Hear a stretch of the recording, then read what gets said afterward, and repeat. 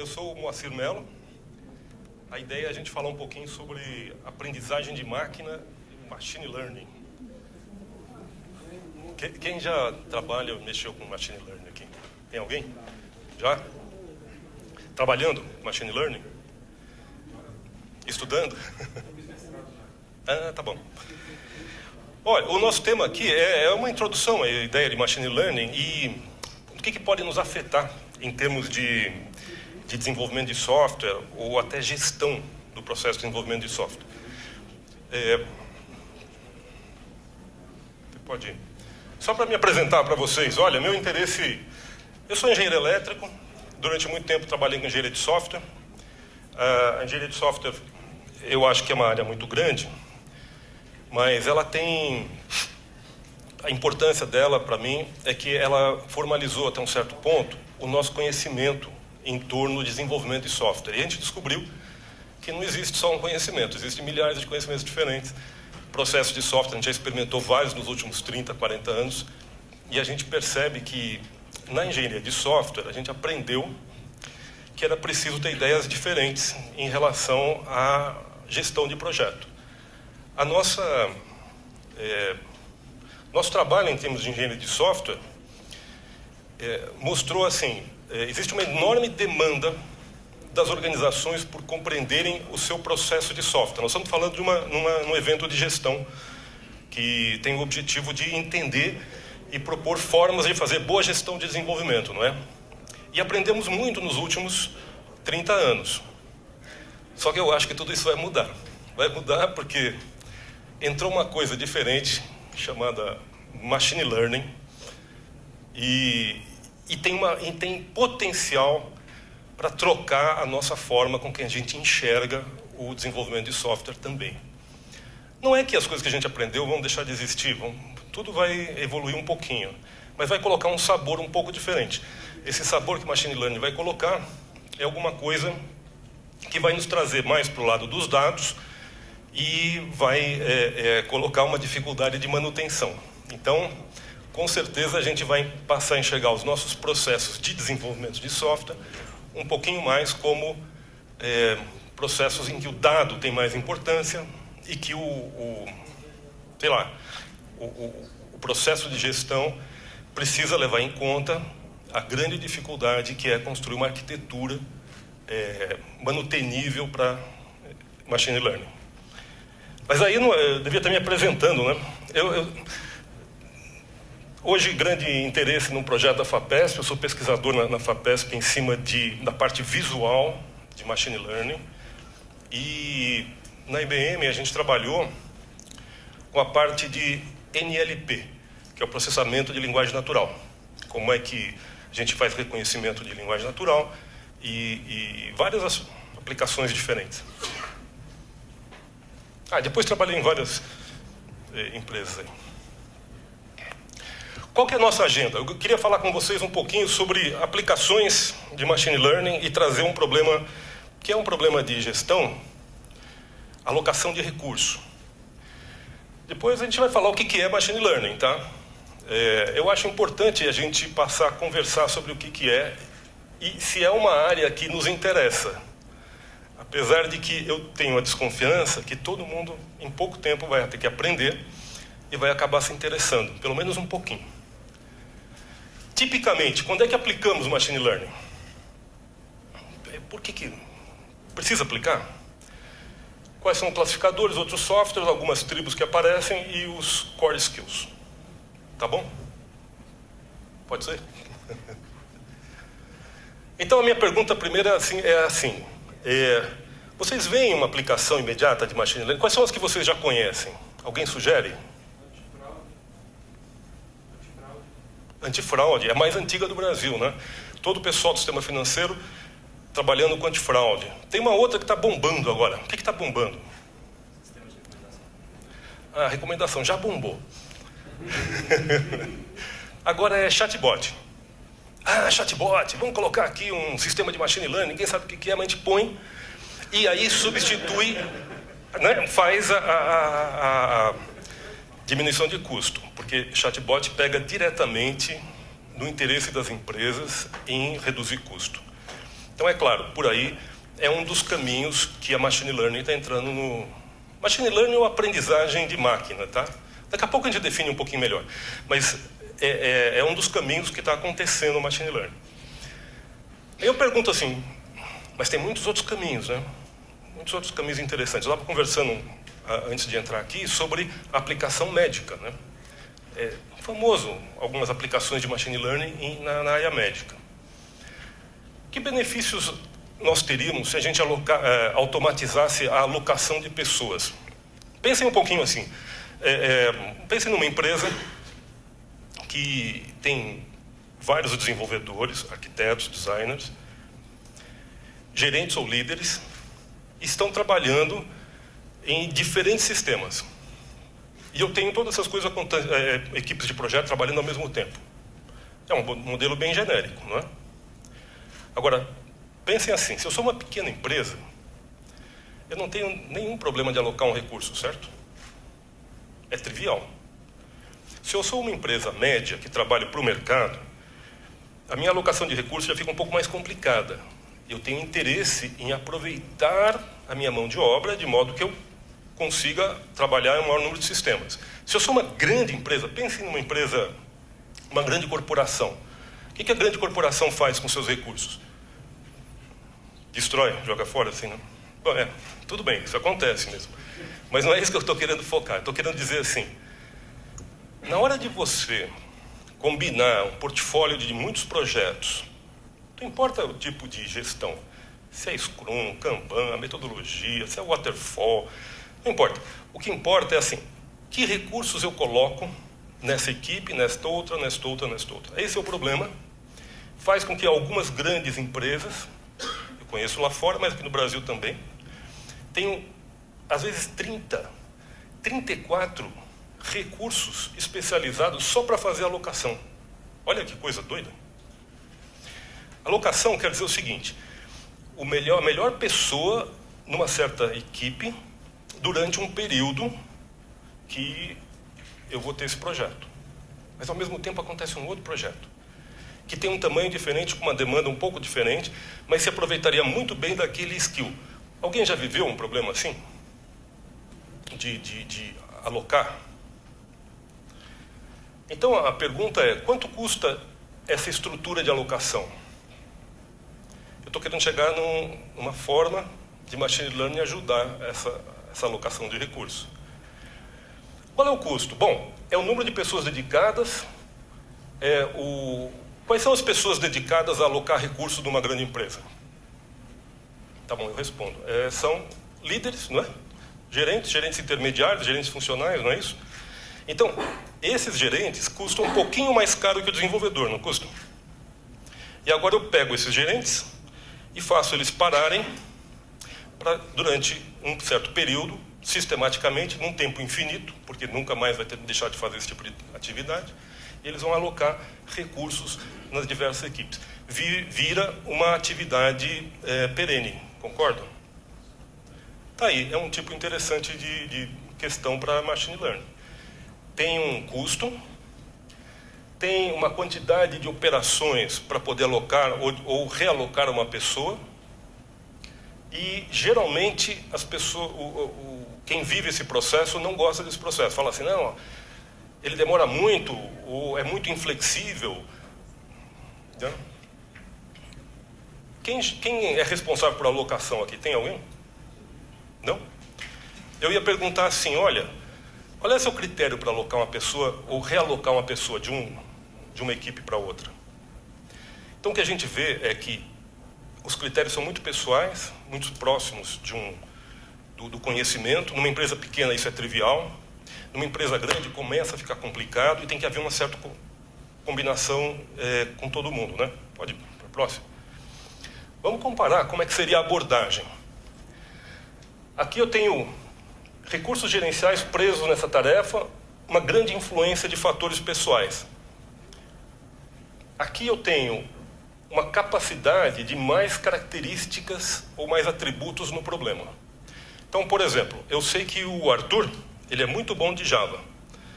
Eu sei que o Arthur é muito bom também numa certa tecnologia X lá. Não preciso ficar dando muito exemplo, né? Imagine que eu tenha que comparar o período de alocação do Arthur com o Java e uma série de características com um outro recurso que tem também uma série de características, tá? Então, o problema que a gente está trabalhando é esse. Nós, seres humanos, nós fazemos muito bem a alocação, porque a gente entende o problema, a gente sabe o skill de cada um e a gente sabe fazer o match. Agora, quando o volume de alocação é muito grande, a gente é muito ineficiente. E nós vamos continuar fazendo as mesmas coisas, quer dizer, tentando pegar aquele conhecimento pessoal e transformar o nosso conhecimento pessoal num fator importante para a empresa. Machine Learning é outra abordagem. Aqui, a ideia de automação pode levar tanto à informação ou a realmente uma alocação automatizada.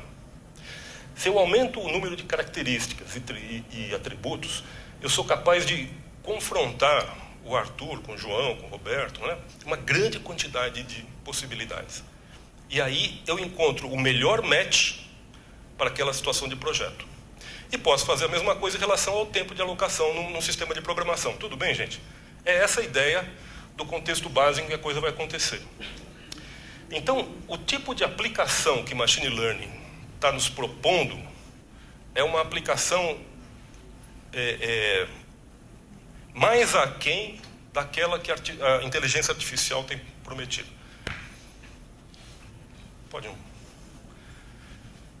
Tem um sujeito, que é o Andrew Ng, é um cara bacana, eu recomendo um curso dele na internet, muito bom, mas ele foi diretor do Departamento de Inteligência Artificial de Stanford durante algum tempo, e ele tem uma frase que eu acho bacana, que diz assim: Machine Learning é a nova eletricidade.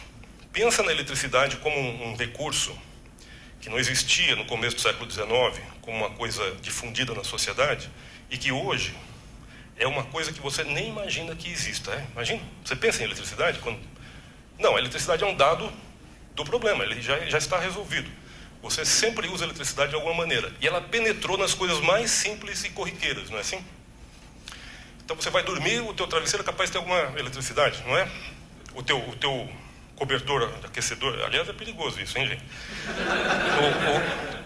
Mas enfim, a eletricidade penetrou na nossa vida, no tecido social, e ninguém imagina que a gente vai viver sem eletricidade, não é? Só quando ela falta é que você diz, pô, caramba. Então a evolução seria algo assim. Ela entrou lá no século XIX, final do XIX, virou uma coisa comum, e hoje a gente não está mais preocupado com isso. A internet também não é mais uma coisa preocupante. É preocupante? Para mim é, porque eu vivo lá em Vargem Grande Paulista.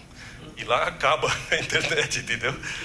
Lá dos lados de Cotia, lá acaba a eletricidade. Então, para mim ainda não está resolvido. Mas para quem está na cidade grande, internet é um dado do problema. Está dado. Você conta que em qualquer lugar que você vá tem internet, não é assim? O que ele está dizendo é que Machine Learning vai ficar assim. Não sei. O que é Machine Learning? Quem quer dar um pitaco na Machine Learning? Vocês estão reconhecendo alguém aqui? Alguém? Não. Quem? Hã? Quem assistiu aqui a Samantha aqui na Her? Eu acho que é a que está mais próximo da gente, viu? Vocês querem saber. Mas eu não vou contar a história, que é meio comprida. Isso aqui nada é Machine Learning, tá, gente? Isso aí não é Machine Learning. É assim, Machine Learning é uma subdisciplina de inteligência artificial, com certeza. A inteligência artificial, por sua vez, é uma sub-área da ciência de computação. A inteligência artificial ganhou esse nome um pouco por causa das ferramentas que hoje a gente chama de aprendizagem de máquina, como redes neurais, coisas do tipo. E a inteligência artificial foi a matéria, você sabe, né? A matéria de toda a filmografia aí do século XX, muito romance, muita história. Então a gente tem uma boa ideia do que seja inteligência artificial. Será? O que a inteligência artificial pode fazer? Ih, cacilda.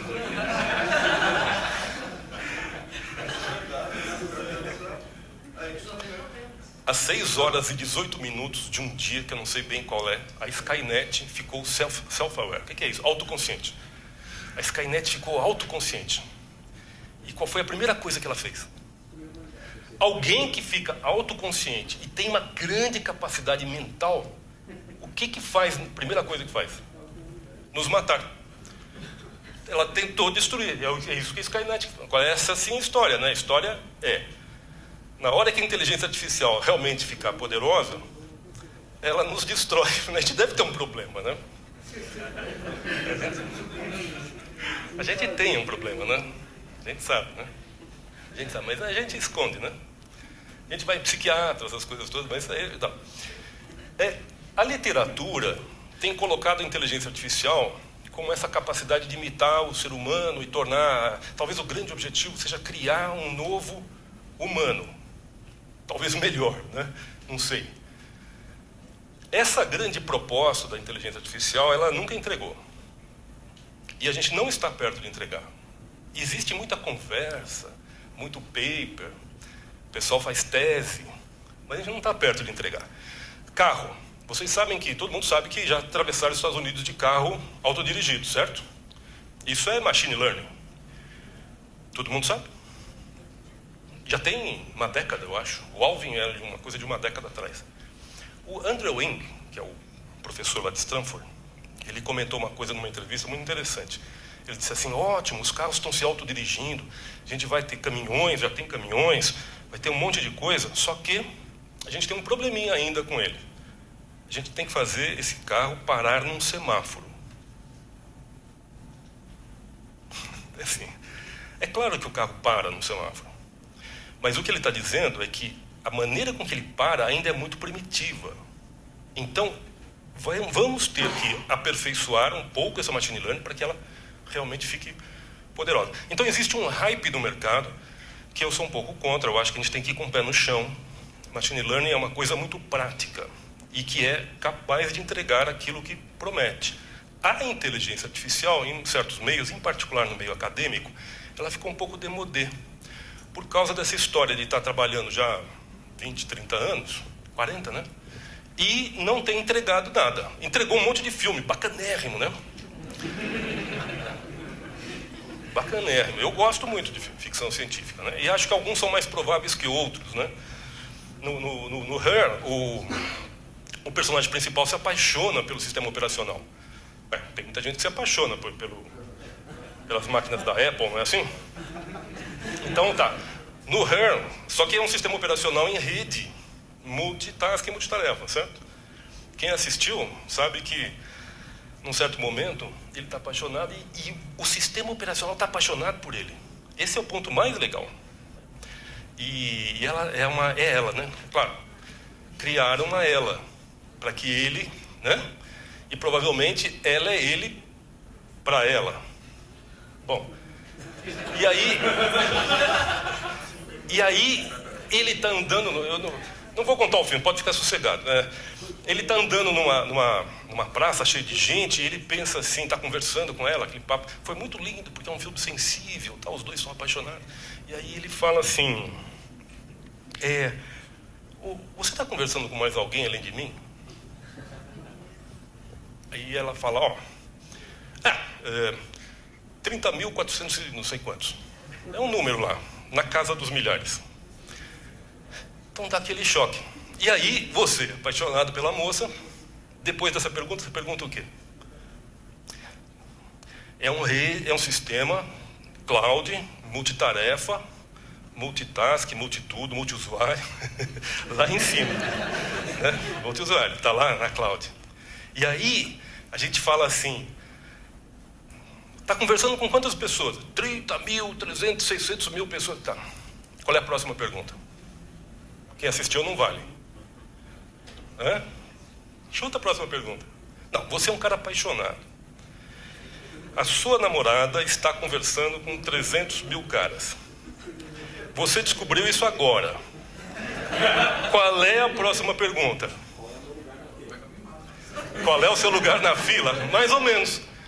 Aí ele tem um choque e fala assim, por quantos você está apaixonada? 632. Né? 632. A gente não tem a história a gente tem muita história de paixões estranhas, de pular cerca para todos, homens e mulheres, ao longo da história, ao longo dos... Quantos anos que a gente tem aí? 3 milhões de anos? Não, os homens da caverna não vale. Mas a gente nunca teve uma história de 632 paixões simultâneas, multitasking, multitarefa. Essa machine learning porque toda machine learning é uma inteligência artificial. Existem pesquisas de inteligência artificial que não necessariamente usam a técnica de aprendizado de máquina. Mas essa daqui, em termos de IA, é provável. Está mais perto aparecer uma Samantha em rede, e a gente vai pagar por isso, que é pior, do que aparecer uma Skynet querendo nos matar. Mas ninguém diz que não pode aparecer uma Skynet, tá bom? Tem muita coisa interessante para falar sobre IA, mas o nosso foco é baixar um pouquinho a bola. O que é machine learning? O que é de verdade? E, apesar dela ter participado desse enorme universo de possibilidades, a machine learning está entregando aquilo que promete. Porque ela está pegando um ponto pequeno. Ela está pegando assim, pega o teu relógio e mede a pressão. E dá para você um resultado se você está saindo ou não da tua curva de pressão. Pega uma aplicação que comentamos no intervalo, um smartphone, e você fotografa uma pinta. E aí essa pinta tem uma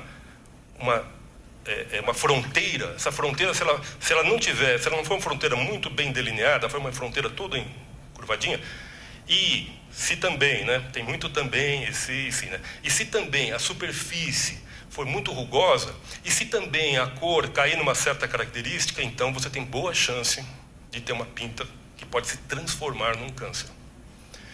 Então esses tipos de aplicação estão acontecendo, e é por isso que a fama da machine learning está aumentando, tá? Porque está acontecendo no ponto miúdo e está entrando em tudo quanto é lugar. Aí, pois não? Uma startup, acho que é a Noé, e eles, acho que você também, que eles estão escaneando os contratos da Gafisa, e eles conseguiram diminuir o custo em 1 milhão, está por dentro. Opa, eu tenho ações da Gafisa. No Canadá, porque os impostos lá são mais em conta, está tudo sendo assim. Então, a toda hora eu sou consultado sobre uma questão jurídica. O campo jurídico. Como é que a gente trabalha essa quantidade enorme de leis que a gente tem? Machine Learning, NLP. Como é que a gente pode trabalhar assuntos mais variados? Inclusive esse que eu coloquei para vocês aqui, que foi o mote que eu achei que era interessante para essa palestra, que é alocação de recursos. Então, o que é Machine Learning? Todo mundo programa? Quem é programador aqui? Boa quantidade de gente. Para quem não é, isso aqui é um programa, é um pedaço de um programa, tá? Programinha. Então eu tenho ali uma definição, eu tenho um if aqui, podia ter colocado um if. Eu tenho uma função, eu tenho isso aqui é um comando, certo? O comando diz para a máquina assim, ó, faz isso. Tum. Na próxima linha entra o próximo comando, faz isso. Tá? Quem conhece programação já deve ter conhecido vários paradigmas de desenvolvimento de software. Não importa o paradigma, todos eles, ou imperativo, ou procedural, declarativo, pode ser um paradigma funcional, até orientado a objeto. Todos eles produzem um código fixo. Fixo entre aspas, porque é claro que eu posso modificar o código. E é claro que eu posso inventar formas do próprio programa modificar o seu código. Isso existe, né? Programação autonômica. Eu posso modificar também o fluxo de dados. Modificar os dados e, portanto, criar uma modificação do fluxo. Mas tudo isso não é machine learning. Nada disso é machine learning. Tudo isso são apenas formas de eu programar que a gente aprendeu a fazer até agora, com mais ou menos vantagem de uma ou de outra. Mas sempre a máquina toma decisões, entre aspas, fixas. Daqui a pouco vai ficar um pouco mais claro do que não é fixo. Se eu tenho especialistas de domínio, Sabe aquele cara que conhece um domínio? Um médico conhece um domínio, um sujeito de finanças conhece lá.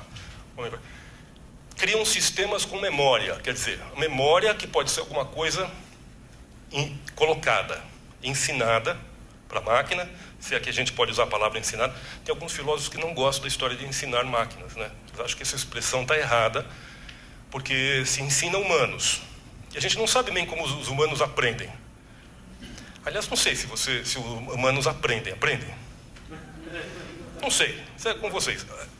Alguns humanos aprendem. Boa parte dos outros só para a prova, certo? Estuda para a prova e no dia seguinte, puf, sumiu a gozada.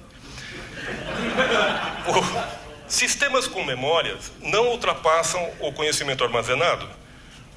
Então, eles são fixos nesse aspecto. Um sistema especialista pode depender de uma base de conhecimento. Ah, bacana, agora eu fiz uma base de conhecimento. Tem todas as informações. Você pode colocar o nome que você quiser na base. Se a base está ali, mesmo que ela seja alterada, eu coloque mais informações nela, isso ainda não caracteriza um aprendizado da máquina, tá? Você ainda está mandando e ordenando e acumulando coisas para a máquina poder executar. Estão me seguindo? Quando a programação permite à máquina adquirir mais conhecimento do que aquele originalmente incluído, aí eu começo a falar de machine learning. Originalmente incluído tem que ser entendido como uma pitada de sal, né? Quer dizer, os sistemas se modificam, bases de dados crescem. Mas mesmo o crescimento da base de dados significa, neste caso, originalmente incluído. Quando é que um conhecimento vai crescer por si próprio?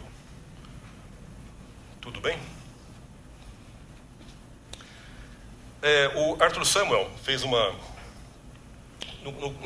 Nesse finalzinho dos anos 50, foram criadas duas coisas interessantes. Um perceptron, uma primeira rede neural, na costa leste dos Estados Unidos, e o ADALINE, Adaptative Linear Algebra, na costa oeste, em Stanford.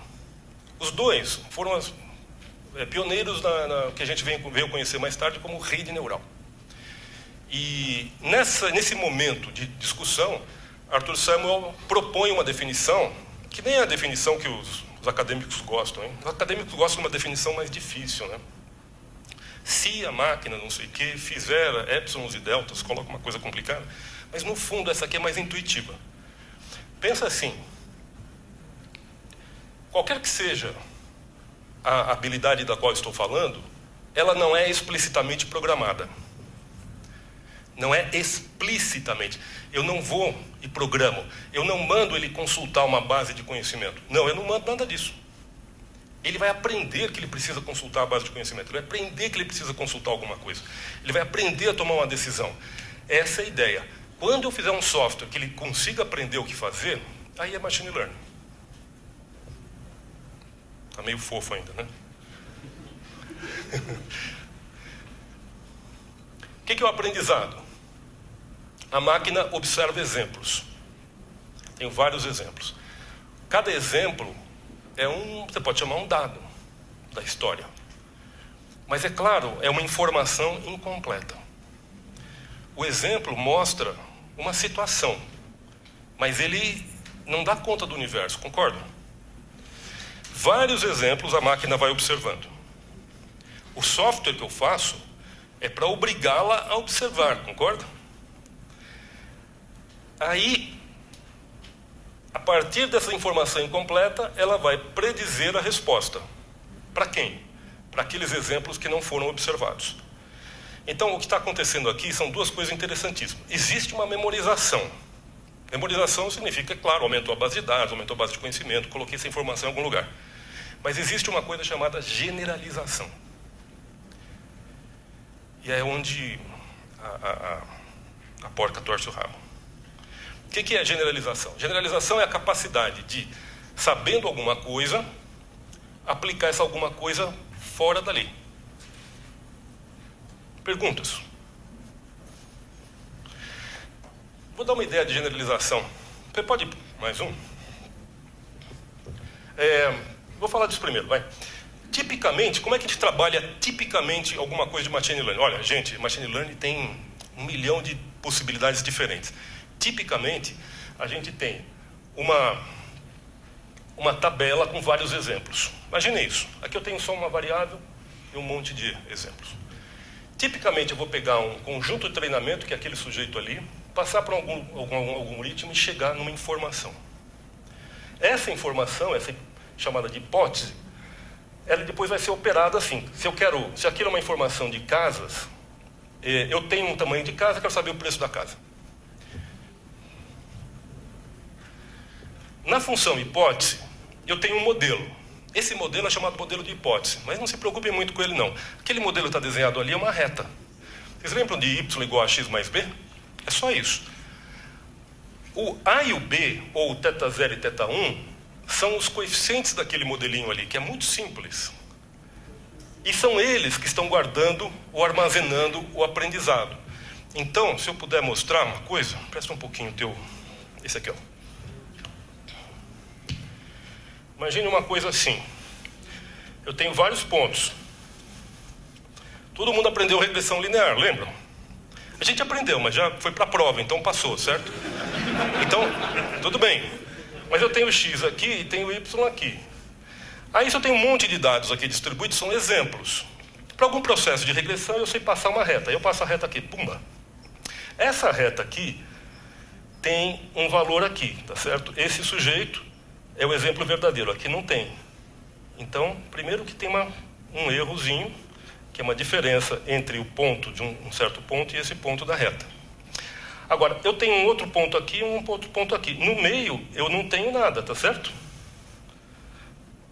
Agora eu posso vir aqui, encontrar um valor de y para um x, que não estava na minha tabela. Generalizei. Então, a ideia de generalizar é isso, encontrar um modelo que eu possa ultrapassar a limitação dos meus exemplos. Porque se eu só tenho exemplos, eu trabalho com eles. Aqui não. Aqui eu tenho um modelo que eu ultrapassei a limitação dos exemplos. Vai mais um.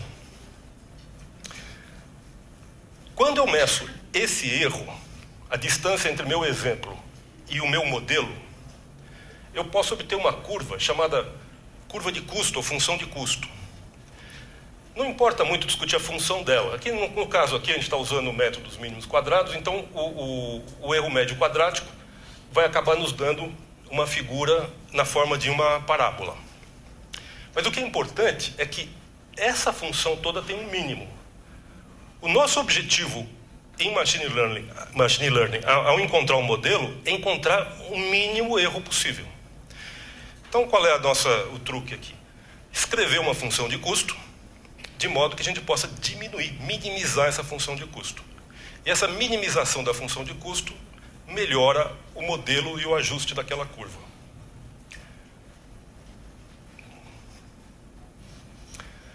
Como é que tradicionalmente se resolve um problema desse tipo?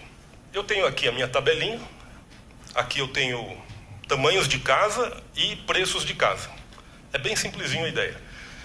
Isso aqui vai ser colocado numa forma de uma matriz, eu tenho os meus coeficientes, eu tenho os preços das casas, o resultado, eu encontro o meu coeficiente que eu falei para vocês, que é onde você armazena a informação, não é? Isso aqui funciona, e a gente roubou da estatística, dos estatísticos, né? Os estatísticos ficam um pouco bravos quando a gente pega as coisas que eles estão acostumados a fazer e a gente traz para outra disciplina, né? A gente precisa da estatística, mas não precisa dos estatísticos, viu? Tem algum estatístico aí? Quando essa tabela é muito grande, seja no número de atributos, porque uma casa não tem só tamanho, certo? Uma casa tem número de pavimentos, a localização, bairros, cambal, não é isso? Então isso aqui fica muito grande para cá. E eu posso ter muitas casas aqui. Aí esse método simplesinho que eu resolvo numa linha, não funciona.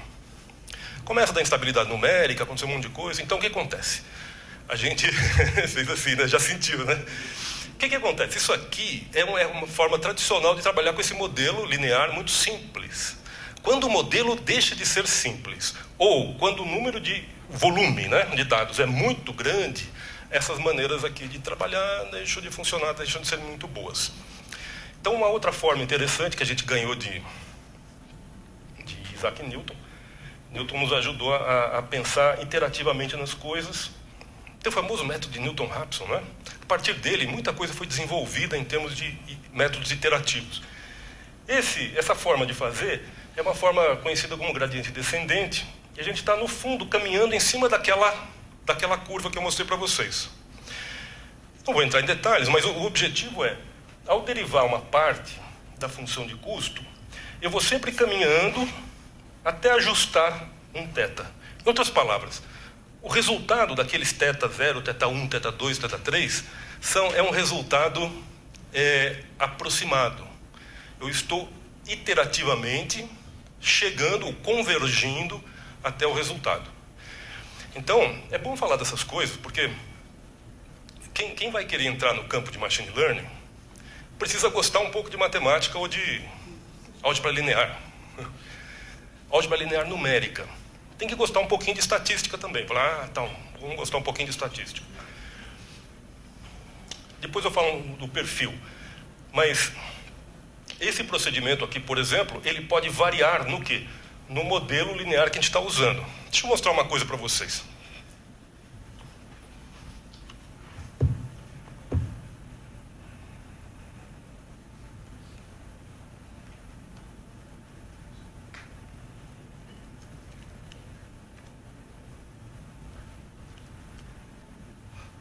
Eu estou usando aqui o mais básico do básico do básico, né?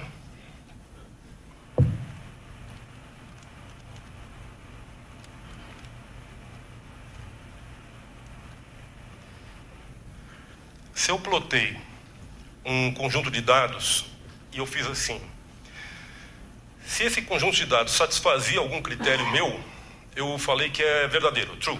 Se não era verdadeiro, é falso. Então, está aqui. O verdadeiro é azul, o falso é o vermelhinho. Pode ser várias coisas. No caso presente, era um estudo de uma grande rede de cinemas, aí não vou falar o nome, mas que queria expandir para o interior. E aí tinha várias análises de cenário. O cenário é bom para fazer uma franquia ou não? No fundo não importa muito, mas é um problema de classificação, vocês concordam? É bom para ter uma franquia ou não, tal cidade do interior? Essa era a pergunta. Então, se vocês encontrarem um mapa, um conjunto de dados desse jeito, qual que é a resposta? Bom, se eu precisar de um classificador, eu posso colocar uma linha reta aí para separar um do outro? Posso, não é? Ninguém teria problemas com uma linha reta. Na hora de passar uma reta aqui, vai acontecer de não ficar perfeita. E daí, não é? Tem um errinho. Mas a reta é possível. Aí o pessoal estudou os cenários desse caso específico, colocaram várias coisas diferentes, como tamanho de sala de projeção de cinema, umas coisas assim, impostos, e ficou desse jeito.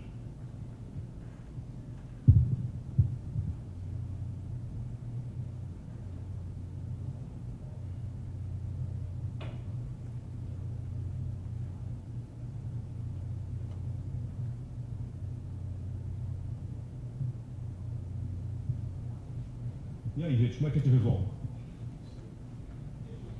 Tem um download aí. Uma rosquinha. Uma rosquinha? E aí, é que não dá para perceber bem, mas dá para enxergar o azulzinho e o magentazinho?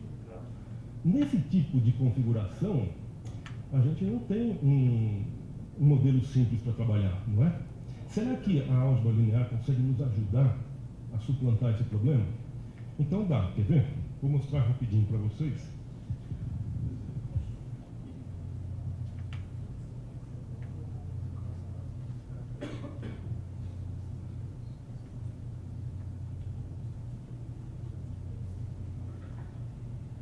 Puseram uma rosquinha, né? Pode ser, né? Agora, olha aqui na janela o erro, a taxa de erro. Olha a taxa de erro. Eu falei sem microfone. Tá? Agora, vamos fazer assim.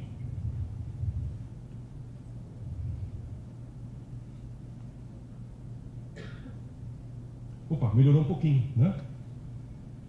Então, vamos fazer assim.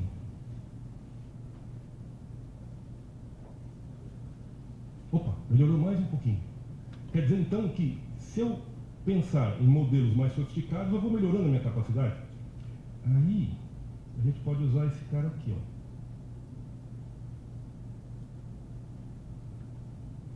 Poli não é a Politécnica, não, a saudosa de memória. Não, Poli aqui é a polinômio. A gente está usando um polinômio até o grau 6, e vamos ver o que dá com um polinômio com grau 6. Ele deve ser melhor que todos os outros, né? A teoria vai nos dizer que ele é capaz de ser melhor. E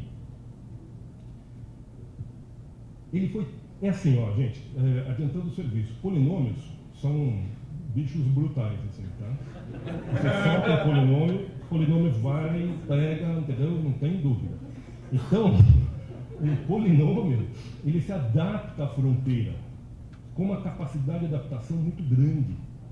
A gente chama isso de fit. E quando ele se adapta demais, ele não presta. E aí é um overfit. Overfitting é o seguinte: o polinômio que eu usei aqui criou uma fronteira tão boa, mas tão boa na cabeça dele, né, naquela maquininha, que ele achou por bem pegar um exemplo ali e colocar uma outra fronteira ali. Para a gente não vai servir. Então a gente precisa corrigir o polinômio. Tem jeito, o machine learning permite a gente corrigir.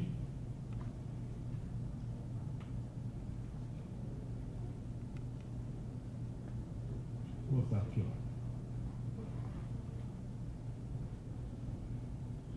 ó. Agora ficou mais bonitinho. Eu consigo uma fronteira, chamada fronteira de decisão. Ela é toda torta porque é polinomial. Pego qualquer fronteira que der pela frente. E a taxa de erro melhorou. Voltei para uma taxa de erro mais interessante. Só que repare uma coisa. Quando eu fiz o polinômio sozinho, sem essa pequena correção, chamada regulação, a taxa de erro tinha sido menor. Então, se vocês olharem só para a taxa de erro, você pode ter uma taxa de erro muito, muito boa, mas não presta. Então, o machine learning tem esses desafios. O que eu acredito é que o desenvolvimento de software, de um jeito ou de outro, vai ter que introduzir esse tipo de discussão, não exatamente isso, mas esse tipo de discussão no seu próprio desenvolvimento. Vai ficar uma coisa mais ou menos comum, acredito eu.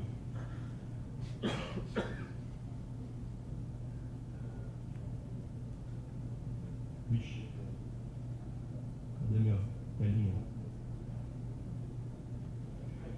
Tipicamente, aplicamos machine learning quando há um padrão a ser aprendido.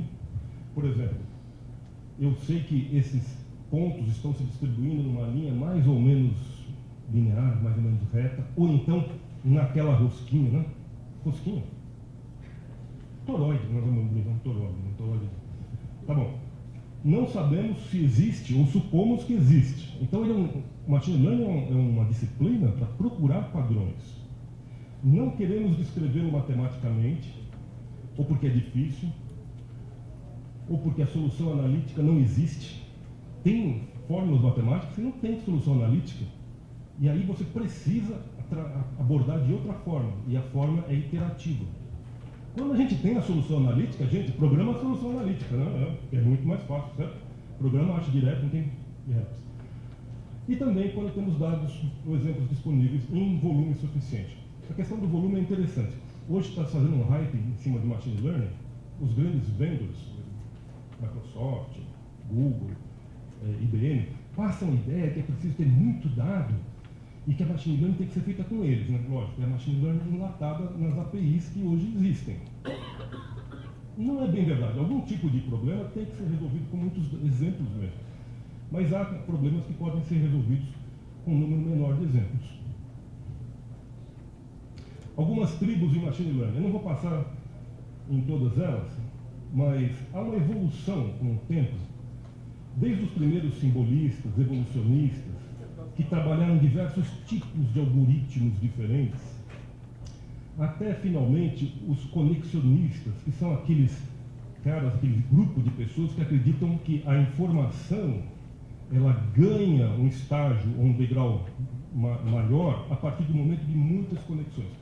Tipicamente, a pessoa que estuda o cérebro humano pensa em neurônios, vários neurônios, trabalhos simples. Cada neurônio tem uma decisão simples, mas a soma dessas decisões, a conexão, gera um comportamento mais complexo, mais importante. Tá? Então, isso aí é uma tribo, que está em voga atualmente. Está muito em voga falar em rede neural, deep learning e tal, que é uma técnica de machine learning, né?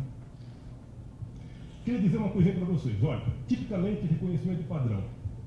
Acabamos de falar de um classificador. Classificador é aquele cara que descobriu a fronteira, vai dizer que está de um lado, está do outro lado.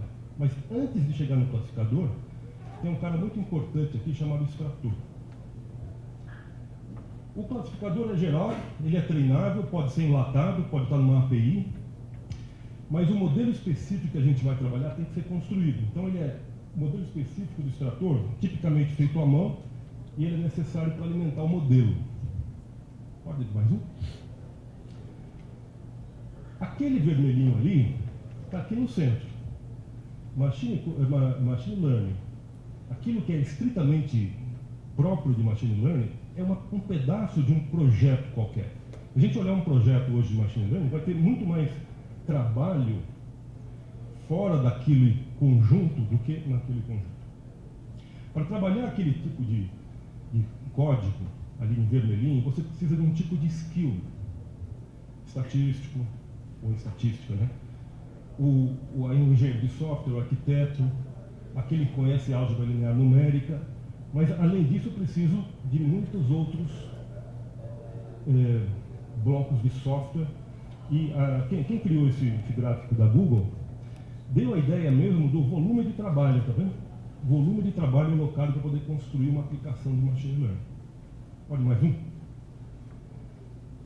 Finalmente, quais são os 3 grandes grupos aqui para fazer uma aplicação ou construir um produto nessa área? Bom, questão de negócios, né? Quem tem uma visão de negócios e é capaz de entender o fluxo de um projeto de machine learning, que normalmente é um pouco exploratório. Ele pode ser colocado, mas ele não é tipicamente um projeto que você consegue determinar começo, meio e fim. Ele tem é um pouco exploratório. Profissionais de data science, tipicamente pessoal de ciência está aqui, aquele pessoal que não só entende de grandes dados, mas também de estatística. E precisamos de skills ou habilidades de IT também. O pessoal diz assim que é um profissional que conhece bastante engenharia de software e um pouco de data science. Conhece muito data science e um pouco de engenharia de software. Tem que estar na intersecção.